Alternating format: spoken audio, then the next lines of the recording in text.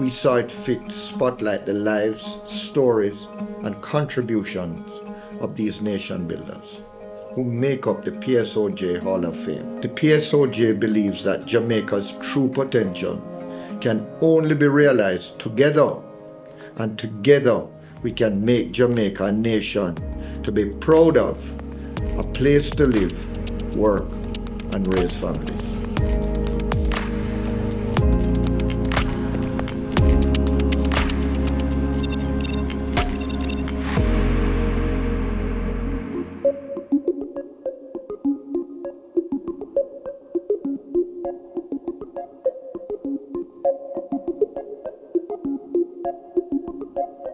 Let's hear about his journey through the private sector. My name is Monica Ladd, and I am Oliver's widow. We met in 1980. We married in 1988, and then he died in 2020. Oliver grew up in Saint-Lamar in the country, and went to boarding school at some lady's house in Malvern or something at age 6. And he lived in England. He went to school, and then he went to high school, and then he went to university. He went to London School of Economics. And then he did an accounting course. And then he moved back to Jamaica. He went to work at what was then the Westmoreland Building Society. And he eventually said to his father, it doesn't make sense for Westmoreland to have a building society, and St. Mary to have a building society, and Hanover to have a building society. We need to go around and talk to everybody. And they organized really at Oliver's instigation in his early 20s. They merged. All of these building societies merged into the Jamaican National Building Society. And then in 1976, the Gleaner had gotten into financial difficulties, and it was under a lot of pressure from the government of the day, and things were rough and people were leaving. Leslie Ashenheim, who was then the chairman of the Gleaner, asked Oliver to come and run the Gleaner. And the Gleaner was heavily indebted, and Oliver did kind of like a public offering of shares, effectively. Lots and lots of people from around the country bought these debentures, and it enabled the Gleaner to get onto a good financial footing. And then there were the late 70s when Michael Manley said that he was going to cut off the ability to import newsprint. So, and then led up a demonstration to the Gleaner, actually at the Gleaner. And things were very difficult, and the Gleaner was very forthright about its opposition to a lot of what the government was doing. I would think it was a little daunting. Oliver was young, and the Prime Minister was breathing down his neck. It was a scary time for everybody in the country, I think.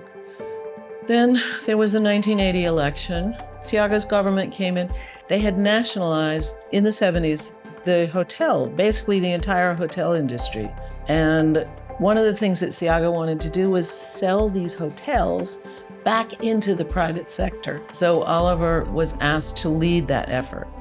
And I think there were something like 12 hotels that he sold back to the private sector over the course of a couple of years. I missed his joining with Carlton Alexander to start the PSOJ. He was very excited about the PSOJ. He adored Carlton Alexander.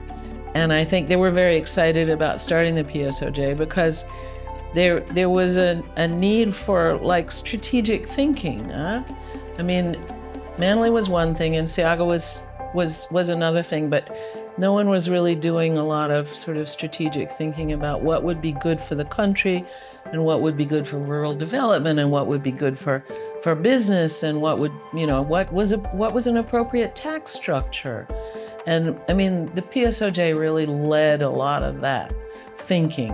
And I think he was very proud and pleased with the PSOJ and enjoyed his time. I think he was the head for 2 years. People sometimes say, was he PMP or JLP? And I always say he was never any partisan. He chose people that he liked, people who he thought were competent and people who had integrity and people who had sort of the ability to lead. And he he chose people that he liked and promoted them. He was very fond of, like, Nigel Clarke, that he kind of developed a friendship with Nigel from Nigel return back to Jamaica. But I mean, there were a lot of people that he kind of encouraged. He liked, he was very good with people. He liked finding sort of people who were doing good things. But another thing, I mean, the flip side of it was that he always said that you have to be an adversary to government. Whatever government is in power, you have to hold their feet to the fire, and you have to demand accountability, and you have to call them out for corruption and incompetence. And he was always very strong about integrity and accountability on the part of government. That was kind of the guiding light of his whole career, but I think that's one of the important things in the latter part of his career. What's a significant milestone in his journey that he would be proud of? I would think that the 1970s, the sort of 75 to 80, or 76 to 80, when he first went to the Gleaner and managed to turn the Gleaner's own finances around. And then I think the Gleaner was one of the most important sort of rocks of resistance and I mean, an important force for change in the 1970s. I would think that that is really a highlight. Private sector advancing with power, purpose, and drive, growing stronger, growing together, backed by the PSOJ, or advocate and champion. Respected leadership powered by Jamaica's most impactful companies. Our members connect, collaborate, and shape policies that drive growth from advocacy to action. Be part of a network of the best and become even better. Join the PSOJ today. Visit www.psoj.org to sign up or email membership at psoj.org. The PSOJ. Great minds, great businesses, better together.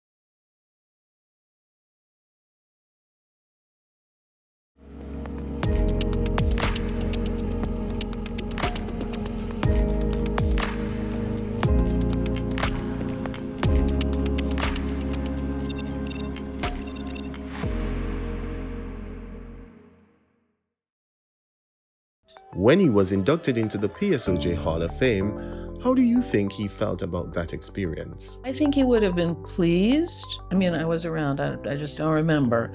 But I think he would have been pleased and honored, but also a little bit baffled. He did not like adulation. He didn't like being told that he was great. When he was very sick, I went to him and I said, "Who would you like to do your eulogy at a funeral?" And he said, "No one. I don't want anyone to talk about me. And when I'm dead, no one is interested in me. I don't want to be talked about." And he really didn't like adulation or recognition. That's not what motivated him. He wasn't even interested in it. That being said, I'm sure he was honored and pleased to have been chosen as PSOJ honoree, but that's not what motivated him. How do you think his work has helped the private sector grow in Jamaica? Well, I think coming out of the 70s, Jamaica didn't have a lot of institutions. I mean, we didn't have a lot of sort of NGOs. There wasn't a lively discussion about, there was government, and government was very big in the economy. There wasn't much going on apart from government. There was manufacturing, there was, but government was outsized. He felt that it was important to have a strong and aggressive media, a free press, but also things like the PSOJ, that you need institutions, society, in order to balanced and stable and right thinking needs not just government and relatively small private sector, but you need a whole raft of institutions in the middle where people are sort of thinking and questioning and debating and holding government's feet to the fire when they do things that don't appear in the nation's best interest. Oh, you know, another thing he did, he was the chairman of the Police Services Commission for years.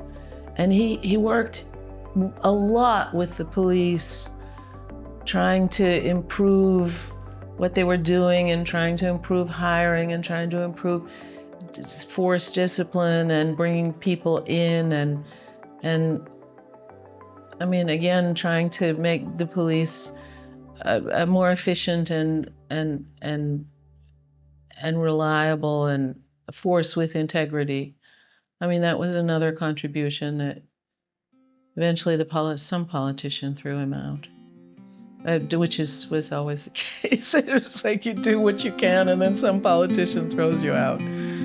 What's something most people might not have known about him? He did a fun thing at one point. He started something called a think tank. And the think tank, I think, met about once a year. And he just invited sort of 40 of the most interesting people. And some of them were young people. And, you know, that he just met here or there. Other people, you know, big leaders of business.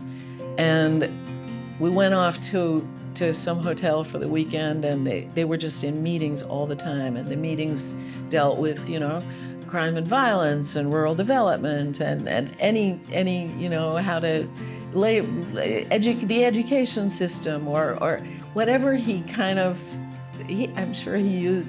There were people who helped him develop what was discussed, but they were absolutely electric. I mean, my recollection is it was in the 80s, because I remember asking Seaga a very impertinent question and everybody went, ooh. That was in the 80s when he was prime minister. So I think think tank was largely in the 80s, but he loved putting together these groups and people looked forward to it because they were so interesting. He had a terrific sense of humor, and he could make anybody laugh, even when he was asking them the most difficult, pointed questions. And he got away with a lot as a result. What key principles did he instill that continue to guide you today?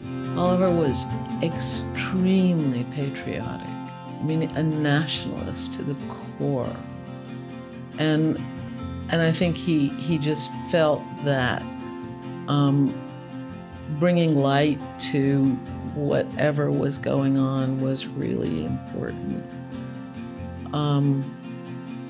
Just in the values of sort of holding government's feet to the fire, integrity, anti-corruption, competence, you know. He always talked about rural development. I guess it's because of where he came from. He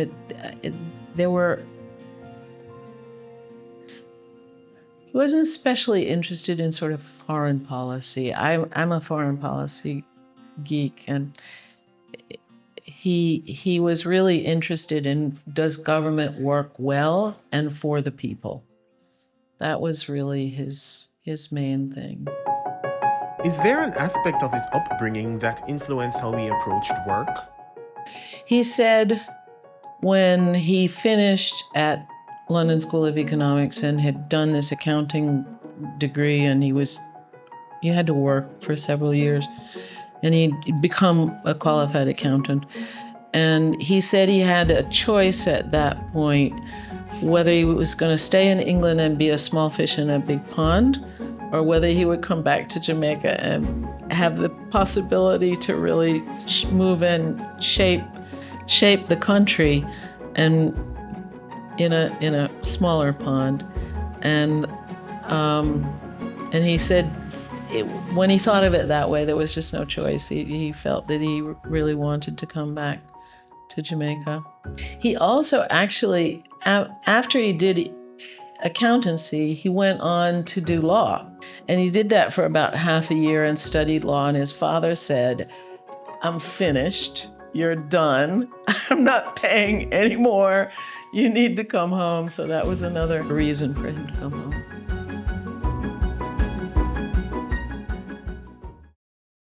Purpose and drive, growing stronger, growing together, backed by the PSOJ, or Advocate and Champion. Respected leadership powered by Jamaica's most impactful companies. Our members connect, collaborate, and shape policies that drive growth from advocacy to action. Be part of a network of the best and become even better. Join the PSOJ today. Visit www.psoj.org to sign up or email membership@psoj.org. The PSOJ. Great minds, great businesses, better together.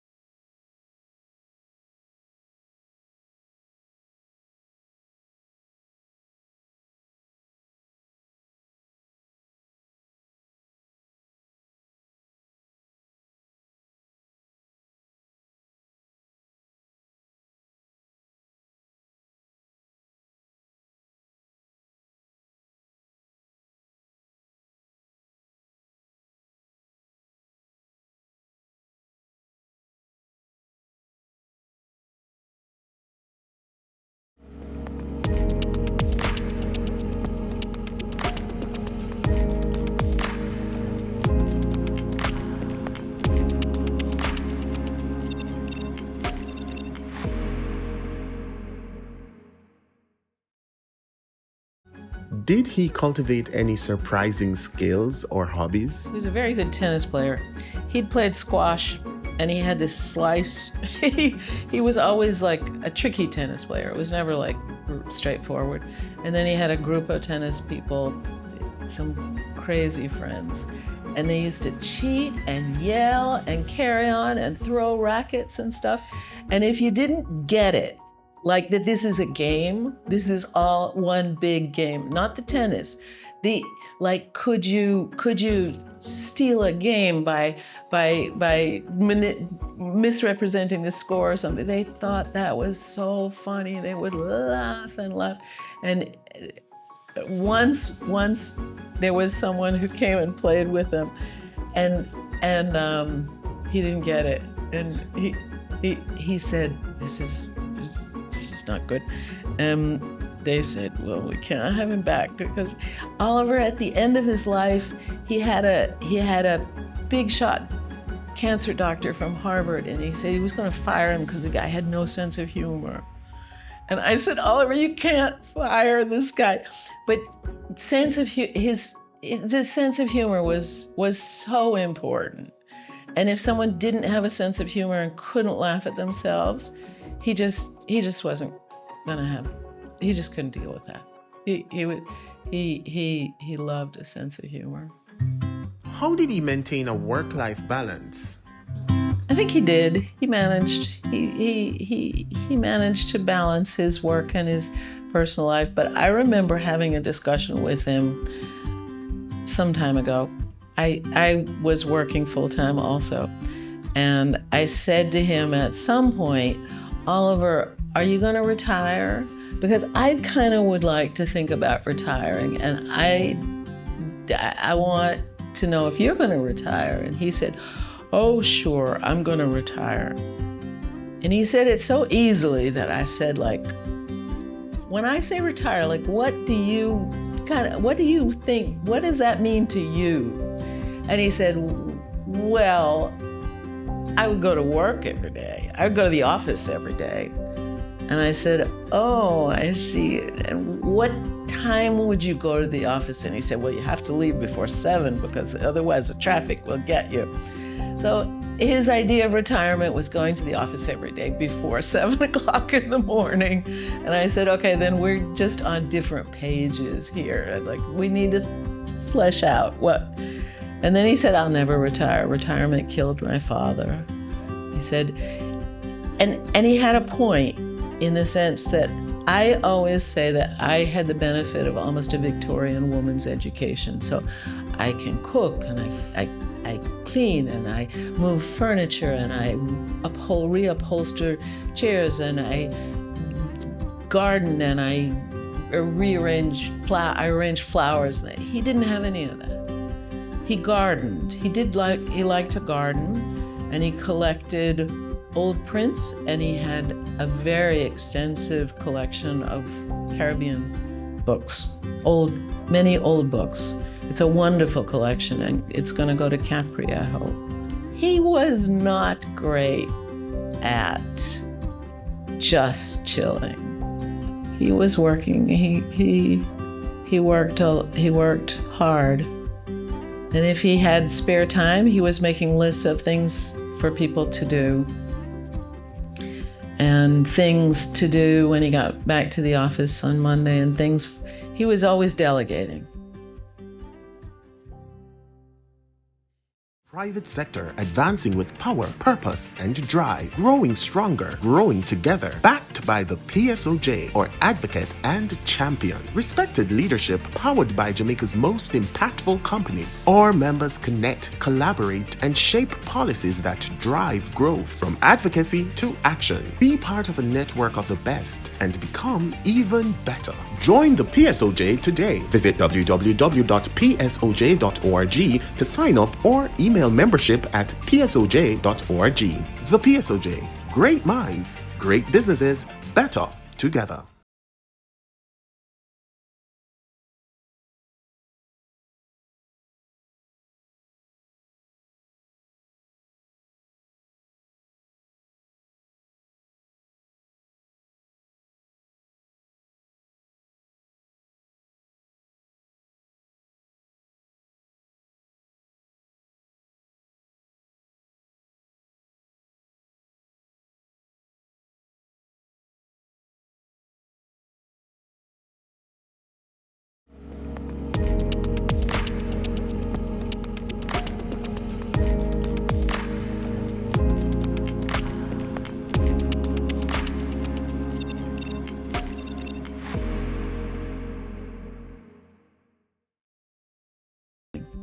What's something about him that most people wouldn't have known? I don't know if this is responsive, but talking with my daughter, she and I both came up with this idea that he was into what we in the family just called outreach.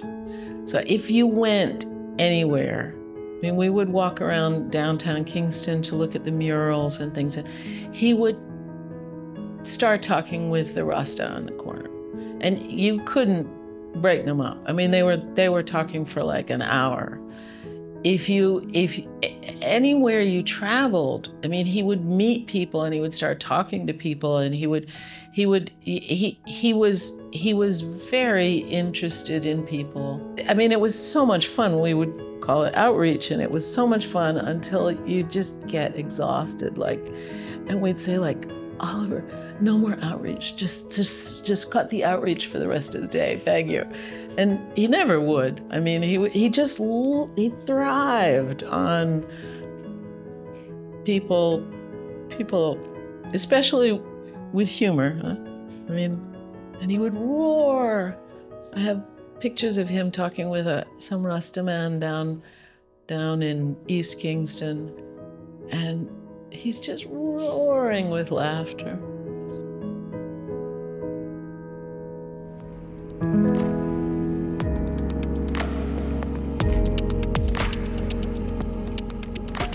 Still to come on this season of the PSOJ Titans of Industry. I started as a rebellious young man, terribly rebellious. You know, I was a dropout at school, never went to college, and obviously took the direction that was really just open to me. Never overextend yourself. And I thought, you know, when you're young, you're starting off in business and you think you can conquer the world. Respect, hard work, lead from the front were the ones that really drove him and drove the businesses to do well under him.